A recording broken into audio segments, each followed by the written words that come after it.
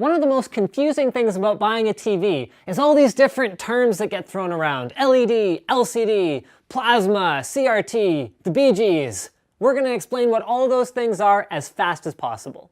The most common display type these days are LCDs. That stands for liquid crystal display. It involves having a backlight, usually fluorescent, with an LCD screen in front of it. The LCD screen is where the images and the colors actually come from. One of the drawbacks of LCD is that it can never produce true blacks because that screen would have to become completely opaque or solid in order to get a true rich, deep black. However, the advantages of LCD are that it's relatively inexpensive these days, and unlike traditional CRT tube TVs, they are extremely thin. The next TV type, LED or light emitting diode, is actually a bit of a misnomer because an LED TV is just an LCD TV, that is a liquid crystal display panel with an LED backlight instead of a cathode backlight. This gives it a couple of advantages. Number one is lower power consumption. Number two is even thinner form factors because they're not nearly as bulky. And number three is that with many high-end LED arrays in the back of the TV,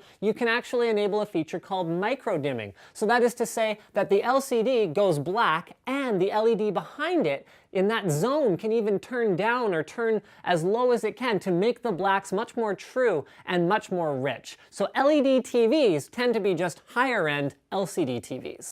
Plasma TVs have turned into a bit of a value option over time. They have excellent black levels because instead of relying on a backlight with a screen in front of it, the plasma display actually outputs its own light. So that means it doesn't have to output light, so very, very deep blacks. You also get extremely fast response times, making plasmas great for gaming. The disadvantage of plasmas is that compared to especially high-end LCD or LED type TVs, the colors can be a little bit washed out if you are in daylight or an environment where you don't have a dark home theater to watch it on. And because the front of the display has to be glass, they tend to get a fair amount of glare, making it more difficult, again, if you don't have true blackness to watch your TV in.